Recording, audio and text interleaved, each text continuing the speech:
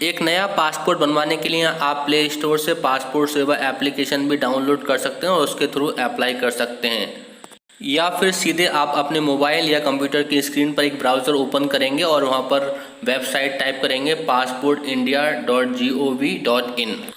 तब passport apply करने की ऑफिशियल वेबसाइट ओपन हो जाएगी। आप यहां से भी अप्लाई कर सकते हैं, लेकिन मैं आपको यही सलाह दूंगा कि आप वेबसाइट के थ्रू ही अप्लाई करें, क्योंकि अगर आप इसकी एप्लीकेशन के थ्रू अप्लाई करते हैं तो काफ़ी सारी प्रॉब्लम्स आ जाती हैं। तो सबसे पहले आपको चेक कर लेना है जहां पर आपको अपॉइंटमेंट लेनी है वहां पर अवेलेबिलिटी है या नहीं है।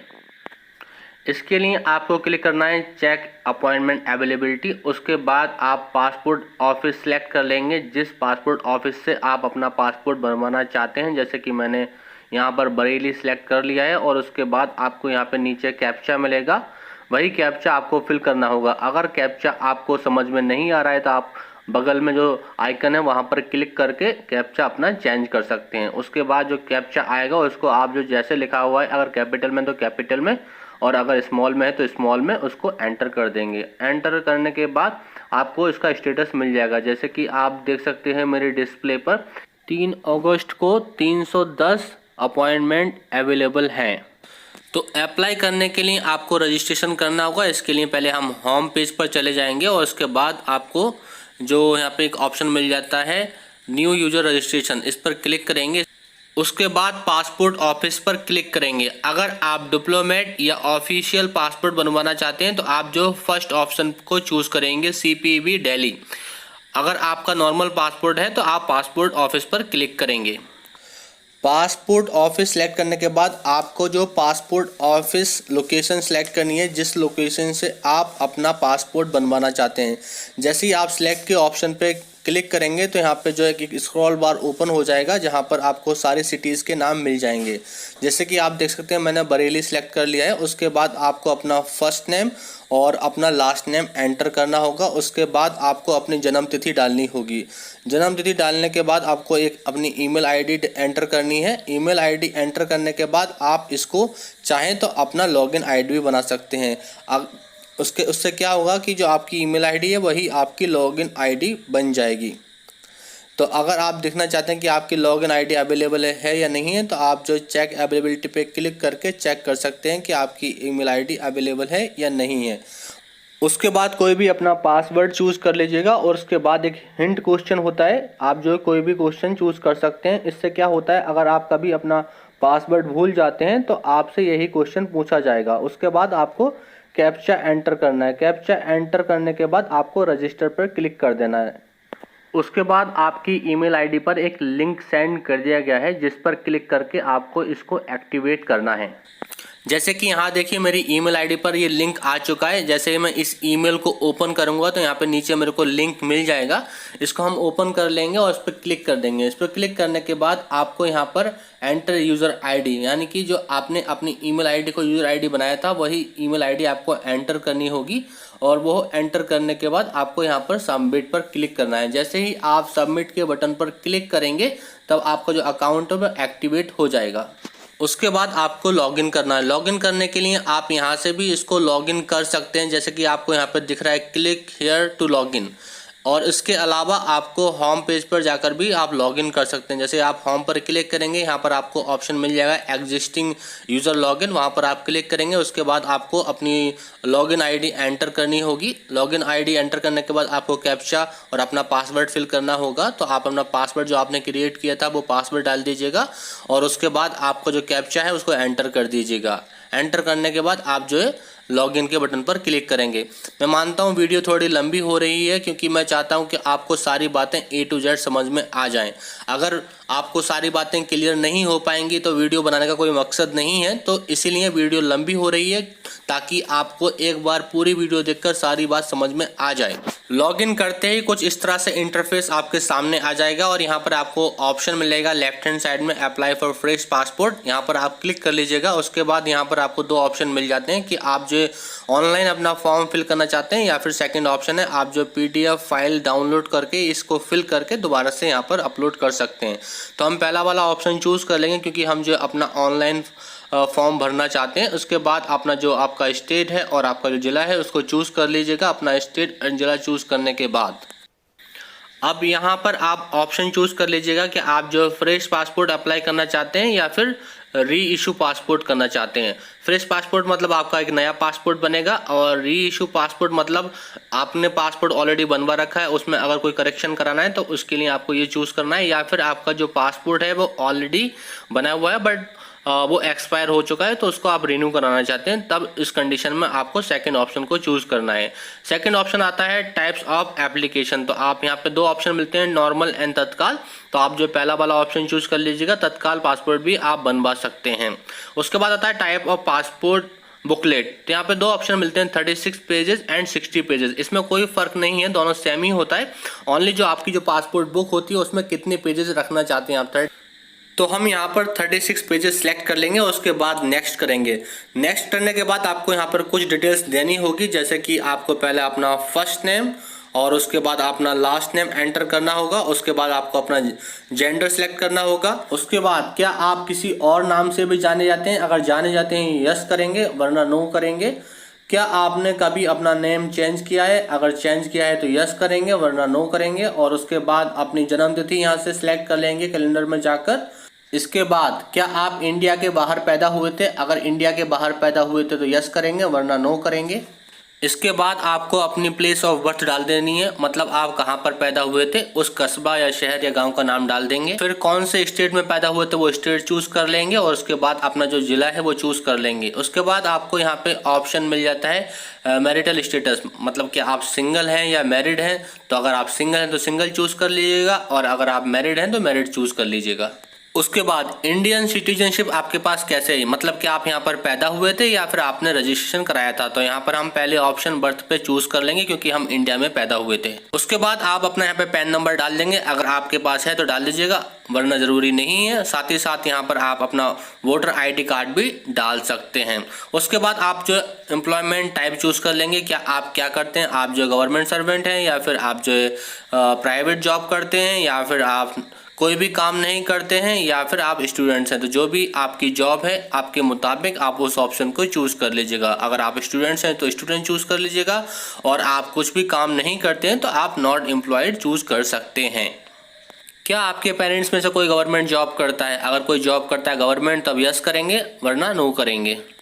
एजुकेशन क्वालिफिकेशन आपकी कितनी है वो आप यहाँ से चूज कर लेंगे, अगर आप ग्रेजुएट हैं तो ग्रेजुएट एंड अबव चूज कर लीजिएगा।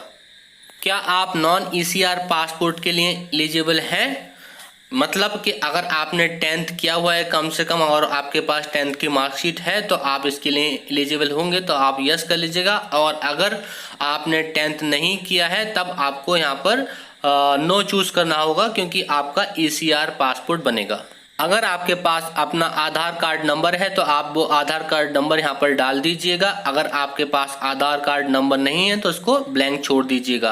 अगर आपने ऊपर आधार कार्ड नंबर डाला है तो नीचे आपको आई एग्री पर यस पर क्लिक करना है और उसके बाद नेक्स्ट करना है। अगर आपके पास आधार कार्ड नंबर नहीं है तो अब आप नो पर क्लिक करेंगे और उसके बाद आपको सेव माई डिटेल्स करके नेक्स्ट करना है। अब यहाँ पर आपको अपनी फैमिली डिटेल्स देनी होगी, आपके फादर का first name and last name, फिर आपकी मदर का first name and last name, और अगर आपके कोई गार्जियन हैं तो उनका भी डिटेल्स आप यहाँ पर एंटर कर सकते हैं। उसके बाद अगर आप मैरिड हैं तब आपने जो है स्पाउस का डिटेल्स यहाँ पर एंटर कर देंगे और उसके बाद नेक्स्ट करेंगे।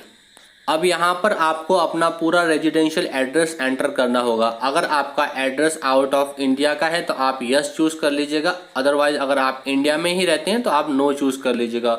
नो सेलेक्ट करने के बाद आपको पूरा अपना एड्रेस यहाँ पे एंटर करना है। जो भी आपका एड्रेस आपके वोटर कार्ड या फिर आधार कार्ड पर होता है वो आप यहाँ पे एंटर कर दीजिएगा।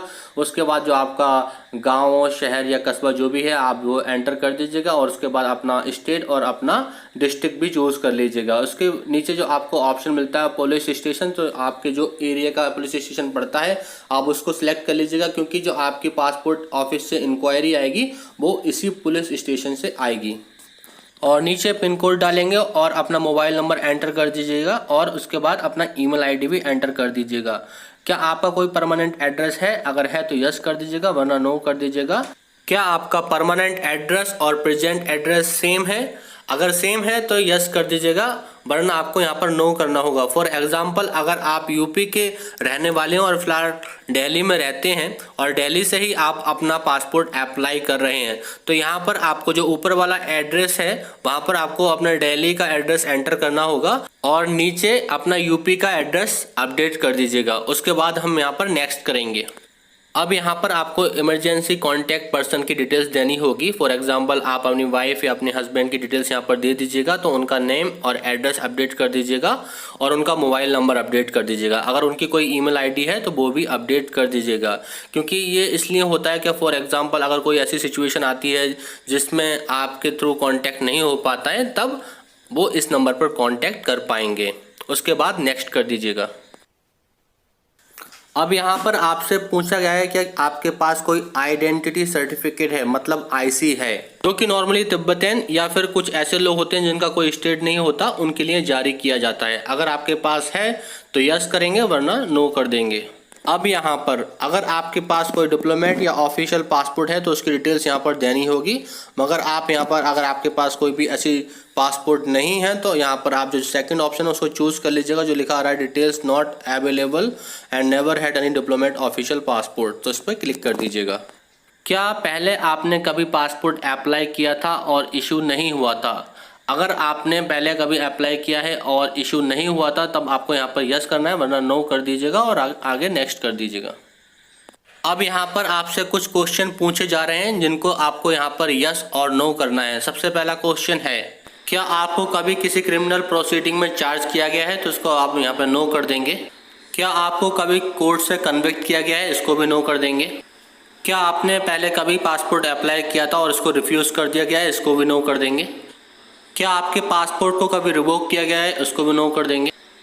क्या कभी आपने किसी फॉरेन कंट्री से शरण के लिए अप्लाई किया है? इसको भी नो कर देंगे। क्या आप इंडिया में कभी इमरजेंसी सर्टिफिकेट पर वापस हुए? इसको भी नो कर देंगे। सारे क्वेश्चन फिल करने के बाद नेक्स्ट करेंगे। अब यहाँ पर आपका पासपोर्ट प्रिंट होने के बाद कुछ इस तरह से आएगा। यहाँ पर आपका फ़ोटो आ जाएगा, आपका first name and last name आ जाएगा और आपकी नेशनैलिटी यहाँ पर आ जाएगी और आपका पासपोर्ट नंबर आ जाएगा। और जैसे आप देख सकते हैं आपकी डेट ऑफ बर्थ एंड आपका एड्रेस भी यहाँ पर शो होगा एंड जो आपके पासपोर्ट की date of issue and date of expiry होगी वो भी यहाँ पर आएगी। और नीचे आपके फादर का नेम, आपकी मदर का नेम और आपका एड्रेस यहाँ पर शो होगा। उसके बाद आप नेक्स्ट कर दीजिएगा। अब यहाँ पर आपको कुछ डॉक्यूमेंट्स प्रूफ देने होंगे, जैसे कि आप देख सकते हैं पहला है प्रूफ ऑफ बर्थ। तो प्रूफ ऑफ बर्थ में आप जो स्क्रॉल डाउन कर लीजिएगा, जो भी आप डॉक्यूमेंट्स देना चाहते हैं उसको आप चूज़ कर लीजिएगा, जैसे कि आप आधार कार्ड भी चूज़ कर सकते हैं। एंड सेकंड है एड्रेस प्रूफ। तो यहाँ पर आप स्क्रॉल डाउन कर जो भी आप डॉक्यूमेंट्स अपने एड्रेस प्रूफ में लगाना चाहते हैं उसको सिलेक्ट कर लीजिएगा। यहाँ पर भी आप अपना आधार कार्ड लगा सकते हैं। अब ये नीचे पूछ रहे हैं क्या आप पासपोर्ट सेवा एसएमएस सर्विस में इनरोलमेंट करना चाहते हैं, मतलब जो कि आपके पासपोर्ट का स्टेटस है वो आपको एसएमएस के थ्रू अपडेट कर दिया जाएगा। अगर आप इसमें इनरोल करना चाहते हैं तो आप यहाँ पर यस चूज़ कर दीजिएगा, वरना आप नो सेलेक्ट कर सकते हैं। अगर आप इस सर्विस को लेना चाहते हैं तो इसके लिए आपको 50 रुपीज़ एक्स्ट्रा पे करने होंगे, जो कि आपको पेमेंट पासपोर्ट ऑफिस में ही जाकर करना होगा। जब आप अपने डॉक्यूमेंट वेरिफिकेशन के लिए जाएंगे आपको यहाँ पर ऑनलाइन इस 50 रुपीज़ का पेमेंट नहीं करना होगा। तो अगर आप इस सर्विस को लेना चाहते हैं तो आप यहाँ पर यस कर दें, अगर नहीं लेना चाहते हैं तो आप नो कर दीजिएगा। उसके बाद आप अपने प्लेस का नाम एंटर कर दीजिएगा और आई एग्री टर्म को एक्सेप्ट कर लीजिएगा। अब यहाँ पर सेव माय डिटेल्स करने के बाद अपनी एप्लीकेशन को प्रीव्यू कर लीजिएगा, यानी कि जो भी डिटेल्स आपने अभी तक फिल की है सारी डिटेल्स को आप A to Z चेक कर लीजिएगा। कोई करेक्शन तो नहीं है, कोई चेंजेस तो नहीं करने, क्योंकि एक बार अगर आपने सबमिट कर दिया तो उसके बाद आपका चेंजेस नहीं हो पाएंगे। तो पहले ही आप पूरा अपना प्रीव्यू एप्लीकेशन कर लीजिएगा, A to Z go through कर लीजिएगा और उसके बाद ही आप सबमिट फॉर्म पर क्लिक करेंगे। उसके बाद आपका फॉर्म सबमिट हो जाएगा और आपको पेमेंट करनी होगी। उसके बाद आपको डेट एंड टाइम दे दिया जाएगा, उसी डेट और टाइम के अकॉर्डिंग आपको पासपोर्ट ऑफिस जाना होगा। तो आप पे एंड शेड्यूल पे क्लिक करेंगे और यहाँ पे आपको ऑप्शन मिल जाएंगे कि आप पेमेंट किस तरह से करना चाहते हैं। पेमेंट आप बाय चालान और ऑनलाइन भी कर सकते हैं। तो ऑनलाइन के ऑप्शन पर क्लिक कर लेंगे। यहाँ पर आपको डेट भी मिल जाएगी कि किस डेट को अपॉइंटमेंट्स अवेलेबल है। उसके बाद नीचे आएंगे, लोकेशन चूज़ करेंगे जिस लोकेशन से आप अपना पासपोर्ट बनवाना चाहते हैं और नीचे कैप्चा फिल करेंगे। अब यहाँ पर आपको डेट मिल जाएगी कि किस डेट को आपकी अपॉइंटमेंट होगी और आपको यहाँ पे 1500 रुपये की पेमेंट करनी होगी। अगर आप चाहते हैं कि डेट चेंज करना, जैसे हमारे केस में जो हमें डेट मिली है वो 24 तारीख की मिली है, अगर आप चाहते हैं कि जो डेट है वो हम चेंज करना चाहते हैं तो उस केस में आप जो है कैलेंडर पे जाके डेट चेंज कर सकते हैं अपने मुताबिक। जितने भी ग्रीन यहाँ पे शो हो रहा है ये सारी डेट्स अवेलेबल हैं, तो अपने मुताबिक आप अपनी डेट चूज़ कर लीजिएगा और उसके बाद आपको पे के ऑप्शन पे क्लिक करना होगा। अगर आपके पास SBI कार्ड है तो इस ऑप्शन पर क्लिक करेंगे। अगर किसी और बैंक का डेबिट कार्ड है तो यहाँ पर क्लिक करेंगे और उसके बाद अपना जो card number and expiry date, card holder name, CVV number and pin number डालने के बाद एंटर करेंगे। उसके बाद आपके रजिस्टर्ड नंबर पे एक OTP आएगा और OTP एंटर करने के बाद आप पेमेंट करेंगे।